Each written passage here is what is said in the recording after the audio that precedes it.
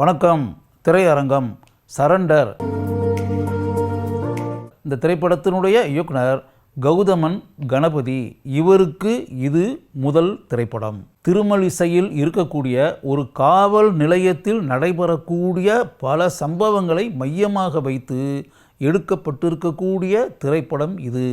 அந்த காவல் நிலையத்தில் கான்ஸ்டபிளாக எத்தனையோ வருடங்கள் பணியாற்றி கொண்டிருப்பவர் பெரியசாமி என்ற கதாபாத்திரத்தில் வரக்கூடிய பிரபல மலையாள நடிகர் லால். இன்னும் 6 மாதத்தில் பணி ஓய்வு பெறக்கூடிய நிலையில் இருப்பவர் அவர். அவரிடம் தேர்தல் நெருங்கி கொண்டிருக்கக்கூடிய காலகட்டம் என்பதால் திரைப்பட நடிகராக இருக்கக்கூடிய மன்சூர் அலிகான் படத்தில் திரைப்பட நடிகராகவே வருகிறார்.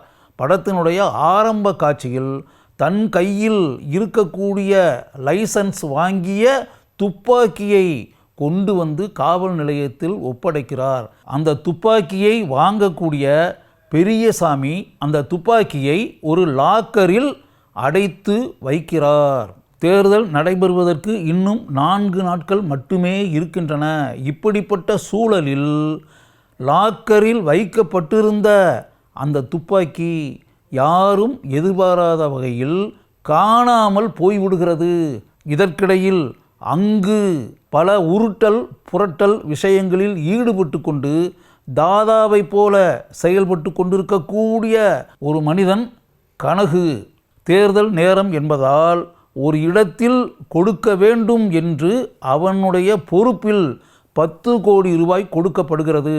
அந்த 10 கோடி ரூபாயை தன்னுடைய உதவியாளர் ஒருவரிடம் கொடுத்து காவல்துறையில் பணியாற்றக்கூடிய ஒரு இன்ஸ்பெக்டரிடம் கொடுக்கும்படி அவன் அனுப்பி வைக்கிறான். அந்த பணத்தை வாங்கிய காவல்துறையில் பணியாற்றக்கூடிய இன்ஸ்பெக்டர் தன்னுடைய வாகனத்தில் செல்லும்போது அந்த வாகனம் விபத்திற்கு ஆளாகிறது.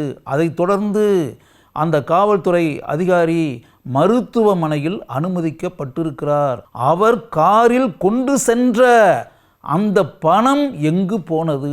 இப்படிப்பட்ட ஒரு இக்கட்டான விஷயத்தில் மாட்டிக்கொண்டிருக்கிறான் கனகு.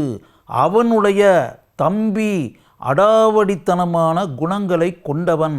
அவன் எதிர்பாராத ஒரு நேரத்தில் கான்ஸ்டபிள் பெரியசாமியிடம் இருந்த வாக்கி டாக்கியை பிடுங்கி கொண்டு சென்று விடுகிறான். அந்த வாக்கி டாக்கியை எப்படியும் மீட்டே ஆக வேண்டும் என்ற நிலை உண்டாகும்போது அந்த பொறுப்பு காவல் நிலையத்தில் பணியாற்றக்கூடிய சப் இன்ஸ்பெக்டரான புகழிடம் ஒப்படைக்கப்படுகிறது. புகழ் நேரடியாக சட்டவிரோத செயல்களை செய்து கொண்டிருக்கும் கனகுவின் இடத்திற்கே செல்கிறான். சென்ற இடத்தில் விரும்பத்தகாத பல செயல்கள் நடைபெறுகின்றன. வயதான மனிதரான பெரியசாமியை கனகுவின் தம்பி தாக்கி விடுகிறான். அப்படிப்பட்ட நிலையை வேறு வழியே இல்லாமல் தாங்கிக் கொள்கிறார் பெரியசாமி. காணாமல் போன துப்பாக்கியை தேடி அலைந்து கொண்டிருக்கிறார்கள். எப்படியும் துப்பாக்கியை பெற வேண்டும் என்பதற்காக. காணாமல் போன 10 கோடி பணம் என்ன ஆனது என்பதை பற்றிய ஒரு தேடல் நடந்து கொண்டிருக்கிறது. பிடுங்கி கொண்டு போன வாக்கி டாக்கியை திரும்பவும் பெற்றாக வேண்டும். இப்படிப்பட்ட பல விறுவிறுப்பான சம்பவங்கள் இந்த திரைப்படத்தில் கையாளப்பட்டிருக்கின்றன. காணாமல் போன மன்சூர் அலிகானுக்கு சொந்தமான அந்த துப்பாக்கி மீண்டும் கிடைத்ததா? அந்த துப்பாக்கியை எடுத்தது யார்? கடத்தப்பட்டு கொண்டு செல்லப்பட்ட 10 கோடி ரூபாய் இப்போது எங்கு இருக்கிறது? அந்த பணம் மீண்டும் கைக்கு வந்ததா? பிடுங்கி எடுத்து கொண்டு செல்லப்பட்ட வாக்கி டாக்கி மீண்டும் காவல் நிலையத்திற்கு வந்து சேர்ந்ததா? இப்படிப்பட்ட பல கேள்விகளுக்கும் இந்த திரைப்படத்தின் உச்சகட்ட காட்சியில் பதில்கள் கூறப்பட்டிருக்கின்றன. பெரியசாமி என்ற கான்ஸ்டபிள் கதாபாத்திரத்தில் மிகவும் அருமையாக நடித்திருக்கிறார் லால். இந்த கதாபாத்திரத்திற்கு அவரை தவிர வேறு யாரும் இந்த அளவிற்கு பொருந்தி இருப்பார்களா என்பது சந்தேகம்தான். 2 மகள்களை வைத்து கொண்டு பல அவமானங்களை சந்தித்து கொண்டு வாழ்ந்து கொண்டிருக்கக்கூடிய அந்த கதாபாத்திரத்தின் மீது நமக்கு அளவற்ற பரிதாப உணர்வு உண்டாகிறது என்பதுதான் உண்மை. சப் இன்ஸ்பெக்டர் புகழ் கதாபாத்திரத்தில் நடித்திருப்பவர் தர்ஷன் தியாகராஜன் மிகவும் இயல்பாக நடித்திருக்கிறார். படம் முழுக்க இவருடைய பங்களிப்பு பாராட்டப்படக்கூடிய அளவிற்கு இருக்கிறது. கனகு என்ற வன்முறை கதாபாத்திரத்தில் நடித்திருப்பவர் சுஜித் சங்கர் மிகவும் அருமையாக நடித்திருக்கிறார், மிகவும் இயல்பாக நடித்திருக்கிறார். அந்த கதாபாத்திரத்திற்கு எந்த அளவுக்கு வயலன்ஸ் என்ற குணத்தை வெளிப்படுத்த வேண்டுமோ அதை நன்கு இவர் செய்திருக்கிறார் என்பதை இவர் நடிக்கக்கூடிய அனைத்து காட்சிகளிலும் நம்மால் உணர முடிகிறது. மன்சூர் அலிகான் நடிகர் மன்சூர் அலிகானாகவே வருகிறார். அவர் எந்த அளவிற்கு கேஷுவலாக நடிப்பார் என்பது நமக்கு தெரியும். அந்த இயல்பான நடிப்பை தான் வரக்கூடிய காட்சிகளில் அவர் காட்டியிருக்கிறார். படம் முழுக்க முனிஷ்காந்த் வருகிறார்.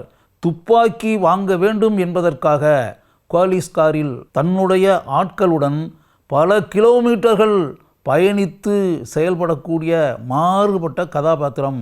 அவருக்கென்று இருக்கக்கூடிய தனித்துவ நடிப்பை படம் முழுக்க வெளிப்படுத்தி கலகலப்பான ஒரு சூழலை உண்டாக்கி இருக்கிறார் முனிஷ்காந்த். ரம்யா ராமகிருஷ்ணன் தான் வரக்கூடிய காட்சிகளில் தன்னுடைய பண்பட்ட நடிப்பை நன்கு வெளிப்படுத்தி இருக்கிறார். பாடினி குமார் தான் வரக்கூடிய காட்சிகளில் தன்னுடைய நடிப்பு திறமையை ஆழமாக பதித்திருக்கிறார். இந்த படத்தினுடைய ஒளிப்பதிவாளர் மெய்யேந்திரன். இரவு நேர காட்சிகள் அதிகமாக நிறைந்திருக்கக்கூடிய திரைப்படம் இது. இந்த காட்சிகளில் ஒரு ஒளிப்பதிவாளர் தன்னுடைய பங்களிப்பை மிகவும் சிறப்பாக செய்தே ஆக வேண்டும். அதை நன்கு உணர்ந்திருக்கக்கூடிய இந்த ஒளிப்பதிவாளர் தன்னுடைய சினிமாட்டோகிராஃபி திறமையை படம் முழுக்க அனைத்து காட்சிகளிலும் நாம் உணரக்கூடிய அளவிற்கு வெளிப்படுத்தி இருக்கிறார். விகாஸ் பாடிசா இவர்தான் இந்த திரைப்படத்தினுடைய இசையமைப்பாளர். வன்முறை காட்சிகள் அதிகமாக நிறைந்திருக்கக்கூடிய இந்த திரைப்படத்திற்கு எந்த அளவிற்கு பின்னணி இசை அருமையாக இருக்க வேண்டுமோ அதை இவர் நன்கு செய்திருக்கிறார். ரேணு கோபால் இவர்தான் இந்த திரைப்படத்தினுடைய படத்தொகுப்பாளர். வயலன்ஸ் அதிகமாக இருக்கக்கூடிய காட்சிகளை கொண்ட இந்த திரைப்படத்திற்கு ஒரு எடிட்டர் தன்னுடைய திறமையை நன்கு வெளிப்படுத்தியே ஆக வேண்டும். அதை நன்கு உணர்ந்திருக்கக்கூடிய இந்த எடிட்டர் தன்னுடைய பங்களிப்பை செவ்வனே செய்திருக்கிறார். ஆர்கே மனோஜ்குமார் இவர்தான் இந்த திரைப்படத்தினுடைய கலை இயக்குனர். ஒரு ஆர்ட் டைரக்டருடைய பங்களிப்பு எந்த அளவிற்கு பாராட்டும் வகையில் இருக்க வேண்டும் என்பதை நன்கு உணர்ந்து செயல்பட்டிருக்கக்கூடிய இவரை நாம் கட்டாயம் பாராட்ட வேண்டும். ஆக்ஷன் சந்தோஷ் இவர்தான் இந்த திரைப்படத்தினுடைய ஸ்டண்ட் இயக்குனர். ஸ்டண்ட் காட்சிகளை பாராட்டக்கூடிய அளவிற்கு இவர் படம் முழுக்க அமைத்திருக்கிறார். ஸ்டண்ட் காட்சிகளை பார்க்கும்போது இந்த திரைப்படத்தினுடைய ஸ்டண்ட் டைரக்டர் யார் என்ற கேள்வி நம் மனதில் எழக்கூடிய அளவிற்கு இவருடைய ஆழமான முத்திரை சண்டை காட்சிகளில் இருக்கிறது. வன்முறை பின்னணியில் எடுக்கப்பட்டிருக்கக்கூடிய இந்த திரைப்படத்தில் இவ்வளவு வன்முறை காட்சிகள் வேண்டுமா என்ற கேள்வி நம் மனதில் எழுகிறது. ஆட்சியில் உள்ளவர்களுக்கும் அரசியல்வாதிகளுக்கும் செல்வாக்கு நிறைந்திருப்பவர்களுக்கும் அடிபணிந்து காவல்துறையில் பணியாற்றக்கூடியவர்கள் செயல்பட்டு கொண்டிருக்கிறார்கள் என்பது ஒரு பக்கம் இருந்தால் கூட அது அளவுக்கு மேல் காட்டப்பட்டு ஓவர் டோஸாக இருக்கிறதோ என்ற எண்ணம் நமக்கு உண்டாகிறது. படத்தை பார்க்கும்போது மைனஸ் என்று எனக்கு தோன்றிய அம்சங்கள் இவை இரண்டும். இதை தாண்டி இந்த படத்தை பற்றி கூறுவதாக இருந்தால் சிங்கிள் டைம் வாட்ச் என்று கூறுகிறோமே, அதே போல ஒரு முறை இந்த திரைப்படத்தை நாம் பார்க்கலாம்.